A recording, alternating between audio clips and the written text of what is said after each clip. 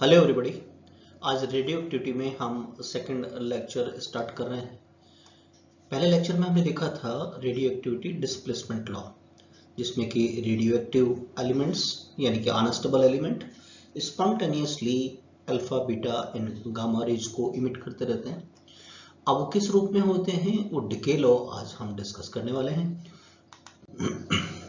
सबसे पहले इसके बारे में और थोड़ा सा जानेंगे रेडियो एक्टिविटी के बारे में कि रेडियो एक्टिविटी होता कैसे, जिससे कि डिके लॉ हमारा क्लियर होगा कि क्यों डिके लॉ के स्टेटमेंट एक स्पेसिफिक होता है।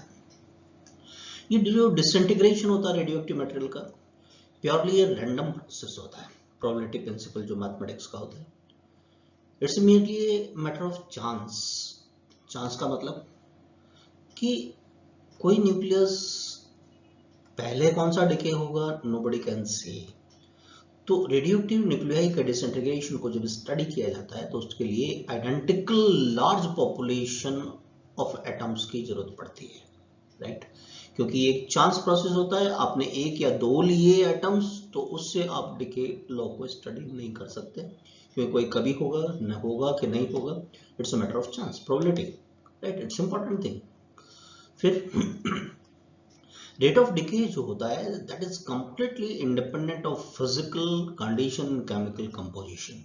फिजिकल कंडीशन, आप सोचें टेम्परेचर बढ़ा के रेट ऑफ डिके को बढ़ा देंगे, कम कर देंगे, या प्रेशर को कम ज़्यादा करके वेरी कर देंगे, इट्स नॉट। तो इट इज़ इम्पॉर्टेंट कि टेम्परेचर और प्रेशर पर डिपेंड नहीं करता है, यानी फिजिकल कंडीशन पे। दूसरा उसका केमिकल कंपोजिशन क्या है उस पर नहीं, तो इट्स स्पेसिफिक। तो चलो शुरू करते हैं डिके लॉ को। अब डिके लॉ कहता क्या है कि रेडियोएक्टिव एटम्स का डिसइंटीग्रेशन का जो रेट होता है, डिके होने का रेट होता है, दर होती है, वो डायरेक्टली प्रोपोर्शनल होती है number of radioactive atoms. Active atoms, इस वर्ड पर ध्यान देना। बहुत सारी पॉपुलेशन है, सारे एक्टिव हों ये जरूरी नहीं, तो उसमें नंबर ऑफ एक्टिव एटम्स कितने हैं उस समय पर, उस पर डिपेंड करेगी। जितने ज्यादा एक्टिव एटम है उतना ही रेट ऑफ डिसइंटीग्रेशन ज्यादा होगा। क्लियर है बात? तो लॉ कहता है कि रेट ऑफ डिसइंटीग्रेशन प्रोपोर्शनल होता है नंबर ऑफ, इस वर्ड को आप ऐसे ही नहीं लेंगे, इट्स एक्टिव, रेडियो एक्टिव यानी रेडिएशंस के लिए एक्टिव कितने एटम्स हैं उसके प्रोपोर्शनल होगा, नंबर के, राइट? तो रेट को हम आर से रिप्रेजेंट करते हैं, नंबर को एन से, तो आर प्रोपोर्शनल हो गया एन के। अब आर मतलब रेट ऑफ डिसइंटीग्रेशन, उसका मतलब क्या है, टूटने की दर, dn बाई dt। टाइम बीतता जाएगा, एक्टिव एटम कम होते जाएंगे, इसलिए माइनस लगाया जाता है। तो जब भी आपसे कहें रेट ऑफ डिसइंटीग्रेशन, उसका मतलब minus dn by dt। Clear?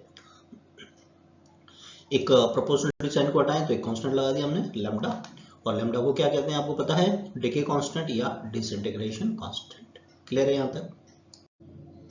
तो हमारे पास आया कि रेट ऑफ डिसइंटीग्रेशन यानी कि minus dn by dt lambda into N के इक्वल होता है, right?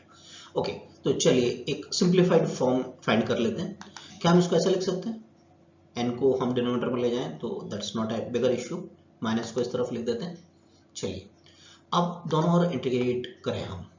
Initially number of active atom N naught मान लेते हैं और किसी टाइम टी पर कैपिटल एन मान लिया, तो ये लिमिट्स हमने लगा दी। Simple integration.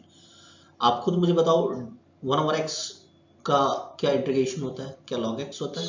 Yes, it is log e raise to e n, है ना? लिमिट्स लगा दिया नॉट टू n, और dt का सिंपली t हो गया, 0 to t।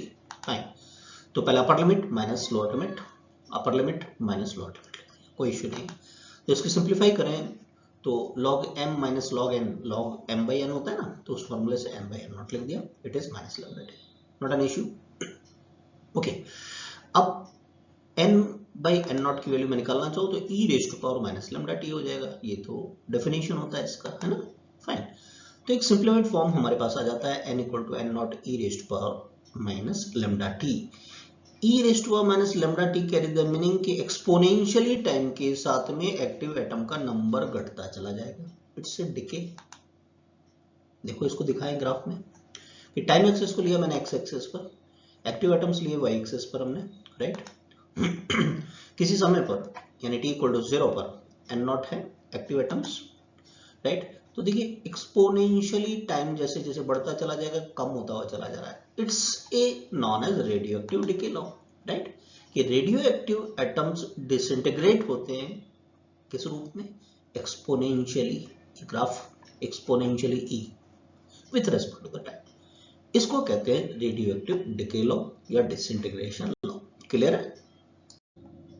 Proportionality constant lambda के बारे में हमने जाना था, उसका इनवर्स होता है एवरेज लाइफ। तो पहले एक बार इसको जान लेते हैं ये क्या होता है। हमने जाना कि रेडियोएक्टिव एटम्स होते हैं डिके एक्सपोनेंशियली इस फॉर्म के अंदर, राइट। अगर मैं आपसे एक क्वेश्चन पूछूं कि लैम्डा का डायमेंशन क्या होगा, देखिए तो पावर है ना e raise to power lambda t, तो लैम्डा टी डायमेंशनलेस होगा, अनडाउटली पावर क्या होती है dimensionless, lambda into t dimensionless होगा, तो लैम्डा का जो डायमेंशन होगा t-1 होगा, यानी ये एक तरीके से टाइम का इनवर्स है, एक इंपॉर्टेंट बात। ओके, तो नंबर ऑफ एक्टिव एटम्स हम जानना चाहें एक कोई पर्टिकुलर टाइम जो कि लैम्डा का इनवर्स है, उसके बाद में तो देखते हैं क्या होता है, रखते हैं इसमें वैल्यू। अगर मैंने यहाँ t की जगह 1 लैम्डा रखा तो -1 आ जाएगा, यानी n0/e हो गया, ये तो e 2.71 समथिंग होता है, राइट। तो यदि हम डिवाइड करें तो हमारे पास आता है 0.368, 100 से मल्टीप्लाई करें तो 36.8% आ जाता है। तो एक डेफिनेशन हमारे पास आती है इस टाइम की, जिसको कि हम एवरेज लाइफ कहने जाएंगे, कि decay constant is inverse of that time, decay constant is inverse of that time in which, क्योंकि देखिए इनवर्सली प्रोपोर्शनल है टाइम और lambda, in which the active atom remain, active atom का नंबर कितना रह जाता है इनिशियल का 1/e टाइम्स, या 1/e मैंने बताया e की वैल्यू रखें 2.71 समथिंग तो 0.368 समथिंग आएगा, जिसको 100 से मल्टीप्लाई करें तो परसेंटेज में कहेंगे केवल कितना रह जाता है 36.8% ऑफ ओरिजिनली कितने थे n0, राइट। तो that's known as the decay constant आपका, और इसका इनवर्स जो हुआ हमारे पास में जिस टाइम की यहाँ पर बात हो रही है, इस टाइम को क्या कहते हैं एवरेज लाइफ, क्या कहते हैं इसको एवरेज या समटाइम मीन लाइफ कहते हैं, टॉ से रिप्रेजेंट करते हैं इसको, और टॉ क्या हो गया 1/λ, ये टाइम क्या हो गया 1/λ। क्लियर है? अब रेडियोएक्टिविटी में एक इंपॉर्टेंट टर्म जिसे हम हाफ लाइफ कहते हैं उसकी बात कर लेते हैं। हाफ लाइफ जैसा कि नाम से क्लियर है, it is a time taken for the number of active atoms to fall half of the originally present. Simple, अगर 100 है पहले एटम्स मान लो 50 रह जाएं तो जितना टाइम लगा वो क्या कहलाएगा हाफ लाइफ कहलाएगा। क्लियर है? राइट। तो हमने देखा कि रेडियोएक्टिविटी तो इस लॉ को फॉलो करती है, राइट। तो इसको हम ऐसा लिख सकते हैं n/n0। हम ये जानना चाह रहे हैं कि n0/2 रह जाए, n की जगह n0/2 रखें तो 1/2 हो जाएगा, राइट। तो ये 2 = e raised to λt हो गया, नीचे लाए तो अपन इसको, राइट, दोनों और लॉग ले लें तो ये log e raised to λt बाहर आ गया, log e कितना होता है 1, राइट। तो यहाँ से कैपिटल T जो हम कहने जा रहे हैं हाफ लाइफ को, उसकी वैल्यू होगी log e2/λ, राइट। और log e2 2.303, log 10 2 कितना होता है 0.3010, तो 2.303 मल्टीप्लाई बाई 0.3010 आप जानते हैं 0.693 होता है। तो इस फॉर्मूले को याद रखें, T = 0.693/λ। न्यूमेरिकली आप इसको रफली ऐसे करना 0.7/λ, देखो कोई अंतर थोड़ी 0.7 और इसमें, हाँ। और मीन लाइफ हमने देखा था 1/λ था, तो मीन लाइफ और हाफ लाइफ में क्या रिलेशन हो गया 0.693 टाउ। यस और नो, चेक करो, राइट। अब ये जो भी टाइम है इसी को हम हाफ लाइफ कहते हैं, और इसको किससे रिप्रेजेंट करेंगे कैपिटल T से। क्लियर है? चलिए अब जानते हैं number of atoms left behind after n half life. n half life के बाद में कितने नंबर ऑफ एक्टिव एटम्स बच जाएंगे, right. What does carry the meaning. मान लीजिए किसी का हाफ लाइफ 2 आवर्स है, हम जानना चाहते हैं 10 आवर के बाद में, तो 10 / 2 कितना हो गया 5, तो इस बात को देंगे 5 हाफ लाइफ के बाद में, राइट। चलिए स्टार्ट करते हैं। हमें पता है हाफ लाइफ के बाद में कितने एक्टिव एटम रह जाते हैं, इनिशियल का आधा, इनिशियली n0 मान रखा है हाफ।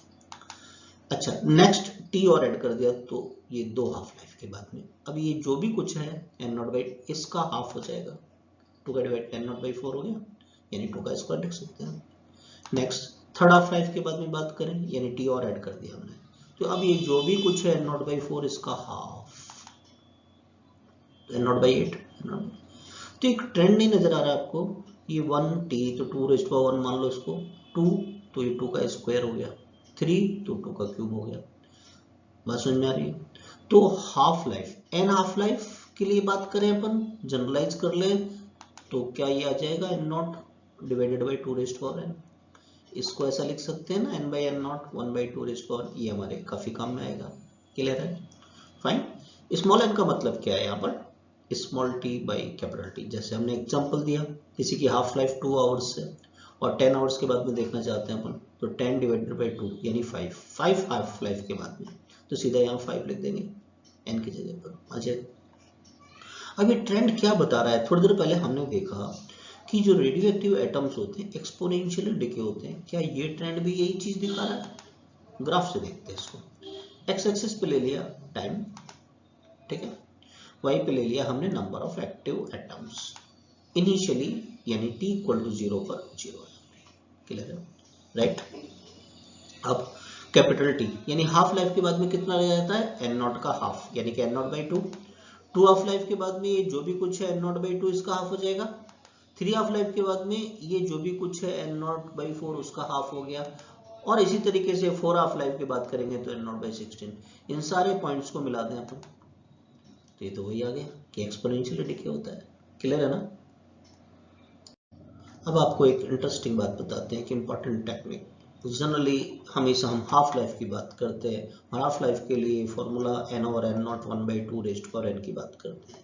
क्या केवल ये हाफ लाइफ के लिए? नहीं, किसी भी तरीके की लाइफ के लिए ये वैलिड होता है। देखिए समझिए, number of atoms left behind after any fraction of the life के लिए हम बात करने जा रहे हैं। तो ये रूल जो होता है हाफ लाइफ वाला एप्लीकेबल है any fraction of the life में। एनी फ्रैक्शन का मतलब केवल आधे टाइम के लिए नहीं। एग्जांपल देते हैं, उससे क्लियर होगा, है ना? अभी हमने क्या जाना कि शुरू में एन नॉट है तो 1 बाई 2 का मतलब हाफ लाइफ है, यहाँ पर कैपिटल T जिसको कह रहे थे, ठीक है। तो कैपिटल T यानी कि हाफ लाइफ के बाद में एन नॉट बाई 2 रहेगा। फिर नेक्स्ट हाफ लाइफ के बाद में इसमें 2 का डिवाइड किया तो 2 स्क्वायर आ गया था, फिर नेक्स्ट में 2 क्यूब आ गया था। गेटिंग? और दिस गोज ऑन कंटिन्यूअस। अब ये बात तो जानते हैं हम, अब बात कर रहे हैं एनी फ्रैक्शन। फ्रैक्शन बोले तो कि ये 1 बाई 2 नहीं 1 बाई 3 हो 1 बाई 4 हो, तो क्या ऐसा रिलेशन वैलिड होगा? वो इंपॉर्टेंट। देखिए अगर 1/3 टाइम के बाद में बात कर रहे हैं, राइट, तो एन नॉट बाई 3 रह जाता है, एन नॉट 3 का स्क्वायर हो जाएगा, नेक्स्ट में 3 क्यूब हो जाएगा। Very interesting. एक और इंटरेस्टिंग लेते हैं, जंबल्ड 3 बाई 4 टाइम के बाद, 3/4 टाइम के बाद में, ठीक है, लाइफ के 3/4 टाइम के बाद में, राइट। तो 3/4 रह जाता है, नेक्स्ट 3/4 तो 3/4 का स्क्वायर। तो बड़ा इंटरेस्टिंग है, बहुत काम में आएगा, कॉम्प्लिकेटेड क्वेश्चन सॉल्व करने में काम में आएगा हमारे। समझ में आई वाली बात? तो ये जनरली जो हम पढ़ते हैं हाफ लाइफ वाला कॉन्सेप्ट, ये किसी भी फ्रैक्शन के लिए आप लगा सकते हैं। एक बात, राइट। एक्टिविटी के बारे में जान लें, उसके बाद में फिर हम क्वेश्चंस लेंगे। जो हम रेडियो एक्टिविटी कहते हैं ना, उसी को शॉर्ट में एक्टिविटी कहते हैं। सबसे पहले तो रेडियो एलिमेंट्स के लिए, रेडिएशंस के लिए active atoms radioactive element कहलाता है, और कुछ नहीं। तो time rate of disintegration, disintegration मतलब टूटना, डिके होना, of number of radioactive element, जिसे डिके काउंट भी कहते हैं, is known as the radioactivity और एक्टिविटी, जिसको हमने R से रिप्रेजेंट किया था। कुछ जगह इसको A से भी रिप्रेजेंट किया जाता है क्योंकि एक्टिविटी कहते हैं इसे, है ना। A से हम इसलिए नहीं रिप्रेजेंट कर रहे हैं क्योंकि A इस न्यूक्लियर फिजिक्स में मास नंबर से रिप्रेजेंट करते हैं, इसलिए तो रिप्रेजेंटेशन में कोई दिक्कत है। तो रेडियो एक्टिविटी बोले या एक्टिविटी, उसको R से याद करो, हमने लैम्डा n कहा था या -dn/dt कहा था शुरू में, स्टार्टिंग में, वही बात हो रही है, -dn/dt। किसके बराबर था ये? लैम्डा n के, देखा था अपन, है ना, राइट। n क्या था हमारे पास? n naught e raised to minus lambda t। तो जब लैम्डा n r है तो क्या lambda n naught r naught हो गया? इंटरेस्टिंग। तो जो रिलेशन नंबर ऑफ एटम्स के लिए फॉलो कर रहा था कि एक्सपोनेंशियल डिके है, उसकी रेट ऑफ डिसइंटीग्रेशन भी कम होती चली जाती है, टूटने की दर भी एक्सपोनेंशियली टाइम के साथ कम होती चली जाएगी। आपका मतलब rate of disintegration, not only the number. Okay, अच्छा, न्यूमेरिकल करेंगे तो यूनिट्स की भी जरूरत पड़ेगी। जो हम कहते हैं डिसइंटीग्रेशन पर सेकंड, एक डिके पर सेकंड बैक्यूरल की ने इनकी खोज की थी, तो उसी के आधार पर इनको नाम दिया गया 1 डिके पर सेकंड मतलब बैक्यूरल। यही इसकी एसआई यूनिट है। 1 बैक्यूरल को कैपिटल बी और क्यू से रिप्रेजेंट करते हैं, इसका मतलब 1 डिसइंटीग्रेशन, 1 सेकंड है ना में एक डिसइंटीग्रेशन हो रहा है, तो 1 बैक्यूरल कहलाएगा। थोड़ा बड़ा यूनिट, प्रैक्टिकली काम किया रदरफोर्ड साहब ने इस पर, रदरफोर्ड ने प्रैक्टिकल यूनिट, थोड़ा बड़ा यूनिट। एक रदरफोर्ड होता है 10⁶ बैक्यूरल, यानी 10⁶ डिसइंटीग्रेशन पर सेकंड। एक रदरफोर्ड कैपिटल आर और डी से रिप्रेजेंट करते हैं, बड़ी यूनिट है। और एक बड़ी यूनिट क्यूरी की बात करें, एक क्यूरी होता है 3.7 10⁴ रदरफोर्ड के बराबर, और रदरफोर्ड किसके बराबर था 10⁶, तो कितना हो गया 3.7 10⁻10 बैक्यूरल के बराबर। क्लियर है। अब देखने जाएंगे डिकेइंग ऑफ रेडियोएक्टिव मास। सबसे पहले number of atoms exponentially decay हो रहे हैं, n = n0 e⁻⁻ देखा। फिर देखा उसकी एक्टिविटी यानी रेडियो एक्टिविटी भी एक्सपोनेंशियली डिके हो रही है, r = r0 e⁻⁻t। क्या मास भी इसी तरीके से डिके होता है, वो देख लेते हैं। सबसे पहले हम नंबर ऑफ एटम्स और मास में रिलेशन की बात कर ले, जिससे इजी हो जाएगा कि number of active radioactive atoms in m ग्राम मास में कितने होंगे। सबसे पहले किसी का मास नंबर यदि a है, तो क्या हम ये कह सकते हैं a ग्राम यानी 1 मोल में क्या एवोगैड्रो नंबर के बराबर एटम्स होंगे, am I right? यानी 6.023 10⁻23, राइट। तो फिर 1 ग्राम में कितना हो जाएगा डिवाइडेड बाई a, तो m ग्राम में कितना हो जाएगा मल्टीप्लाई बाई m। तो कभी भी आपसे कहें कि m ग्राम में कितने एक्टिव एटम्स होंगे, तो दिस इज द रिलेशन। अब किसी गिवन एलिमेंट के लिए a कांस्टेंट है, ये नंबर कांस्टेंट है, तो क्या n डायरेक्टली प्रोपोर्शनल हो गया m के? Yes, interesting. इसका मतलब क्या हो गया कि जो रिलेशन n के लिए लागू हो रहे थे वो m के लिए भी लागू होंगे, राइट। देखो जो रिलेशन n के लिए लागू हो रहा था वो वैसा ही r के लिए था, वही m के लिए भी लागू हुआ। तो ये टेबल हमारे लिए काफी इंपॉर्टेंस रखेगी। जान दें कि r प्रोपोर्शनल n के था, r लैम्डा n, और m भी प्रोपोर्शनल n के है। तो n के लिए रिलेशन है n0 e⁻⁻t, तो r के लिए भी ऐसा है, m के लिए भी ऐसा बना सकते हैं। क्लियर है, क्योंकि ये तो कांस्टेंट है। Clear, okay. इसके लिए हमने n ऑफ लाइफ के लिए रिलेशन देखा, ऐसा का ऐसा हम r के लिए लिख सकते हैं, ऐसा का ऐसा m के लिए भी लिख सकते हैं। बात समझ में आ रही है, तो इसको दिमाग में रख लो न्यूमेरिकल के लिए। क्लियर है ये वाली बात यहाँ तक। अब क्वेश्चंस देख लेते हैं, वैरायटी ऑफ द क्वेश्चन, हर तरह के क्वेश्चन कि किस तरीके से सॉल्व करेंगे आप। थोरियम है जिसका हाफ लाइफ गिवन है, हमें हमसे पूछा है find the fraction of thorium decaying per year, एक साल में कितने फ्रैक्शन डिके होगा। फ्रैक्शन दैट इज इंपॉर्टेंट, ध्यान रखना।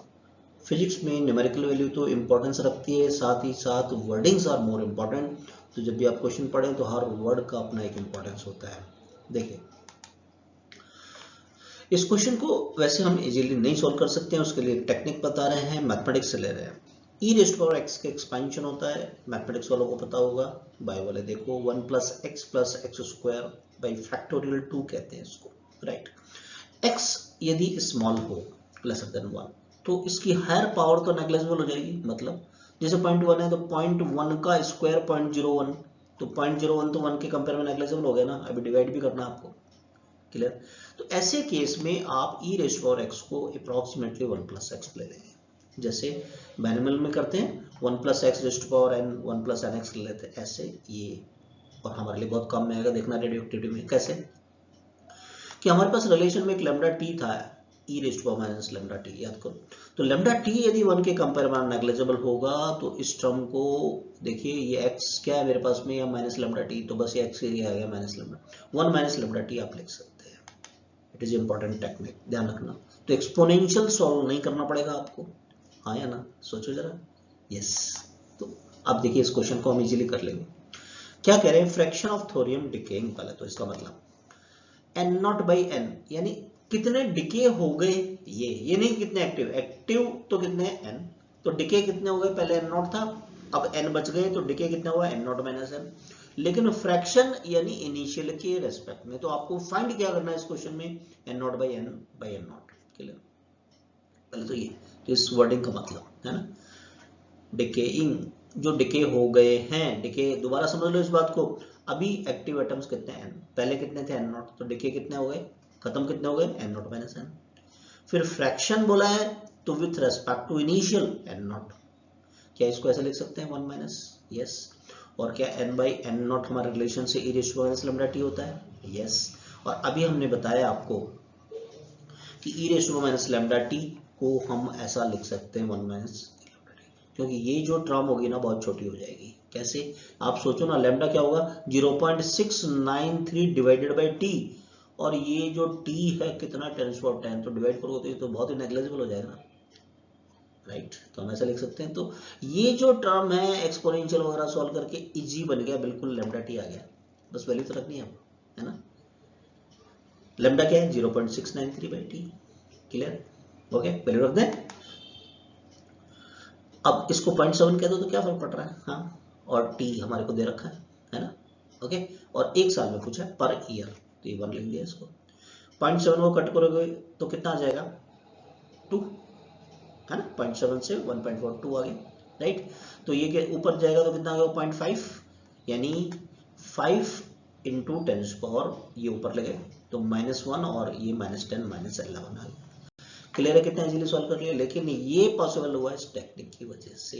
क्लियर हो गए। एक चीज अगर हम जान ले, उससे कुछ कॉम्प्लिकेट क्वेश्चन हमारे इजी हो जाएंगे कि time small t in which material changes n naught to n, right. कई बार ऐसा क्वेश्चन में पूछा जाता है, मतलब क्या है, n given n naught given और टी पूछा जा रहा है आपसे, है ना। तो सबसे पहले क्या हम ऐसा लिख सकते हैं, देखिए इसको, है ना, नीचे ले जा रहे हैं अपन, एन नॉट बाई एन, तो 1 over e raise to minus lambda t, ऊपर जाएगा तो e लैम्डा टी लिख सकते हैं अपन। दोनों और लॉग ले ले अपन, तो हम ऐसा लिख सकते हैं, लैम्डा टी यहाँ आ जाएगा, ये चीज़ आपका 1 हो जाएगा, यस और नो, तो लैम्डा टी की वैल्यू आ गई, तो टी हमारे पास ये आ गया, यहाँ तक कोई इशू नहीं है। लॉग का बेस ई है, ये ध्यान रहे, राइट। तो इसको बेस 10 में चेंज करेंगे हम, तो 2.303 कर देते हैं, राइट, ओके। जनरली हमें क्वेश्चन में हाफ लाइफ गिवन होती है, यस और, तो ये लैम्डा को रखें 0.693 डिवाइडेड बाई टी, तो टी ऊपर आ गया, और 0.693 का इसमें डिवाइड करते हैं तो 3.32 आ जाता है। ऐसे याद रखते हैं, ये डिजिट उल्टे हो जाते हैं, 3.32 ऐसा रफली, ओके। तो ये रिलेशन आ गया एन नॉट बाई एन, लेकिन हमने बताया था एन का जो रिलेशन है वो आर के लिए भी वैलिड होगा, एम के लिए भी वैलिड होगा, तो चाहे क्वेश्चन एक्टिविटी से रिलेटेड हो या मास से, तो ये 3 रिलेशन और आप ध्यान रखेंगे, तो कुछ क्वेश्चन लॉग से इजी होंगे, लेंगे अपन, ये बात समझ में आई पहले तो, राइट। चलिए अब क्वेश्चन दोबारा से स्टार्ट करते हैं। The half life of uranium 238, जिससे कि अल्फा डिके हो रहा है, वो इतना है।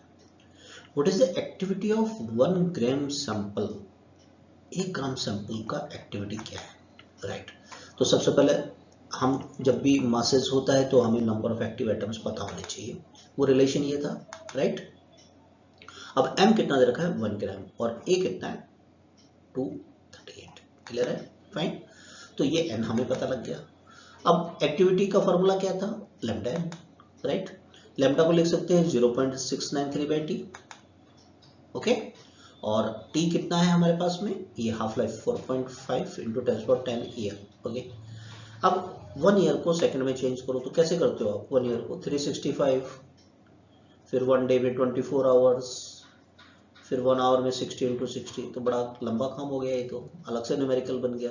सीधा एक टेक्निक बता रहे हैं, याद रखो 1 ईयर में पाई इंटू 10⁻7 सेकेंड होते हैं, याद रखो पाई इंटू 10⁻7 सेकेंड होते हैं। आप करके देखना, अप्रॉक्सीमेटली इतना ही आएगा, मल्टीप्लाई बाय एन की वैल्यू ये रख दें इसको, ओके। और इसको जब हम सॉल्व करते हैं, आप करके देखिए पॉज करके रफ में, 1.23 10⁻4 पर सेकेंड, राइट। कॉन्फिडेंस आएगा, कैलकुलेशन एग्जाम में करनी पड़ेगी, कई बार करनी पड़ती है, राइट। क्वेश्चन समझ में आया कैसे सॉल्व किया, फाइन, ओके। नेक्स्ट क्वेश्चन में चलते हैं। एक रेडियो एक्टिव आइसोटॉप है जिसकी हाफ लाइफ कैपिटल टी है। How long will it take the activity to reduce to 3.125%, और सेकंड पार्ट है इसका 1% ऑफ द ओरिजिनल वैल्यू। तो देखिए थोड़ा टेक्निकल क्वेश्चन है, कैसे डील करेंगे, क्वेश्चन कैसा भी है वो सिखा रहे हैं। सबसे पहले तो फर्स्ट पार्ट देखते हैं। हमसे कह रहे हैं 3.125%, यानी पहले 100 है तो अभी कितना रह गया है एक्टिविटी 3.125, ये हो जाता है 1/32। एक इस पर फिगर है, करके देखो, राइट। तो जब भी 2 की पावर कोई बन रहा है यहाँ पर, तो आप हमेशा 1/2 रेज़्ड टू पावर n वाला फॉर्मूला यूज कर लो, वो सबसे इजी रहता है, राइट। ये फॉर्मूला होता है हमारे पास, तो r/r0 की वैल्यू रख दी, तो ये 2 रेज़्ड टू पावर n32 आ गया, तो n कितना आ गया 5। इसका मतलब क्या हो गया कि एक्टिविटी 3.125% रिड्यूस होगी कितने टाइम के बाद में, n क्या था T/T, कितने टाइम के बाद में, 5t ईयर्स के बाद। क्लियर है, न्यूमेरिकल वैल्यू हो कैपिटल T की तो रख देंगे। एक बात तो यहाँ हमने ये सिखाया आपको 1/2 रेज़्ड टू पावर n वाला फॉर्मूले को कैसे यूटिलाइज करते हैं। अब दूसरा लॉग वाला फॉर्मूला का यूटिलाइजेशन करना पड़ेगा सेकंड में, देखो उसको बताते हैं। हर फॉर्मूले का अपना एक इंपॉर्टेंस है। इस बार ये रखा r/r0 1/100।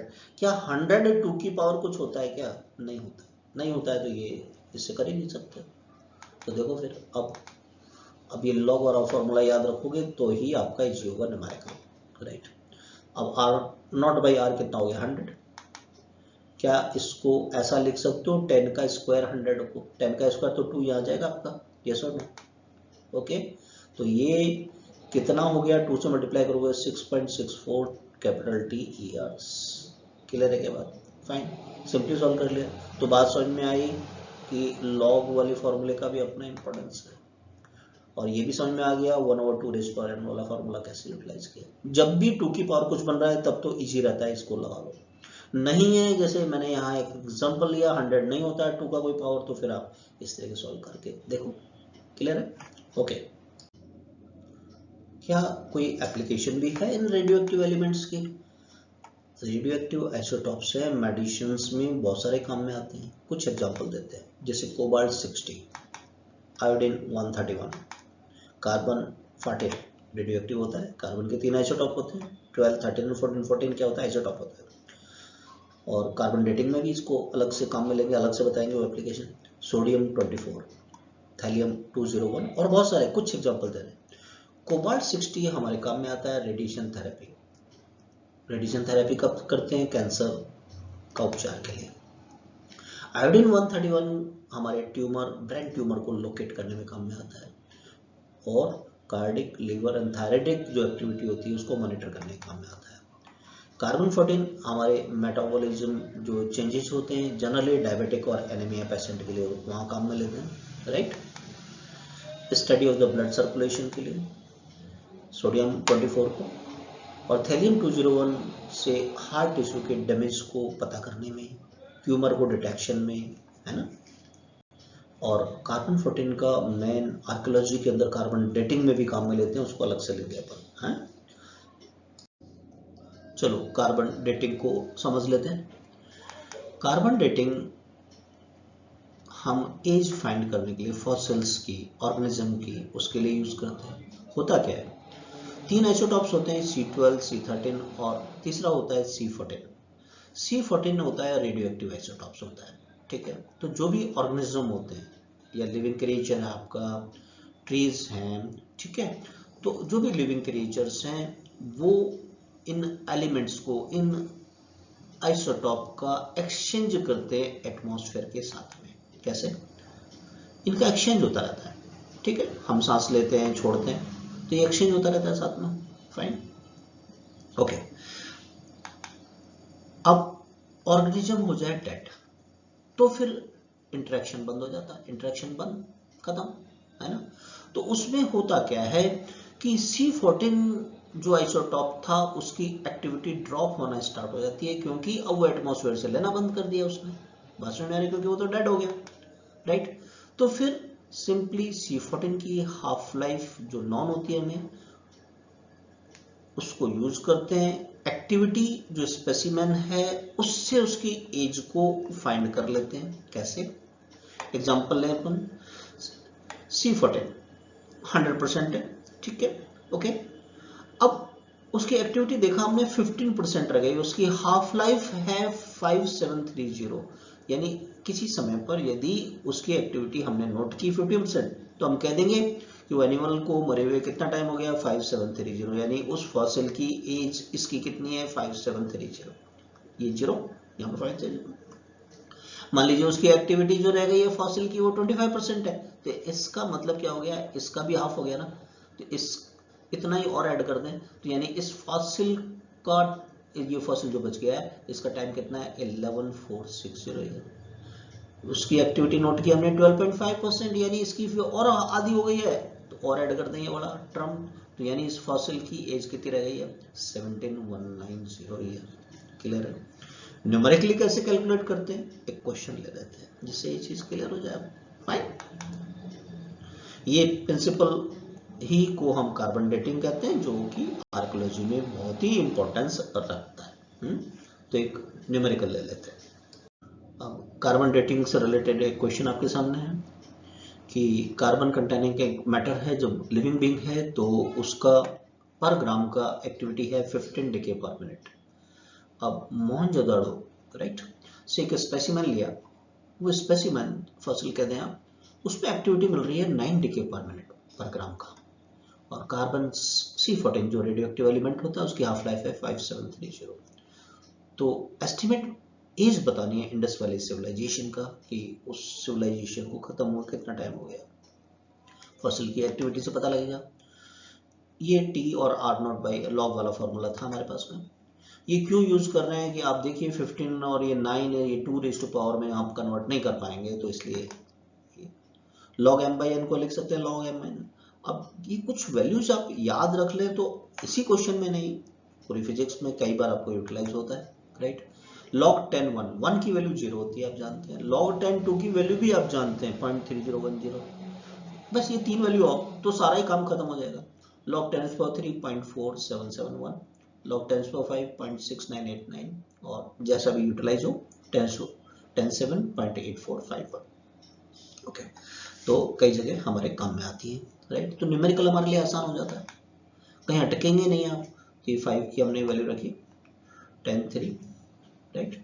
ओके, वैसे स्टैंडर्ड एग्जाम में वैल्यूज गिवन होती है, आपको दे रखी होगी, राइट। ओके, अगर यूटिलाइजेशन हो रहा है ये माइनस कर लें। चलिए ये वैल्यू रख दी कैपिटल T की 5730 एंड दिस इज मल्टीप्लाई करके देखो, तो इंडस वैली सिविलाइजेशन कितनी पुरानी है 4219.4 है।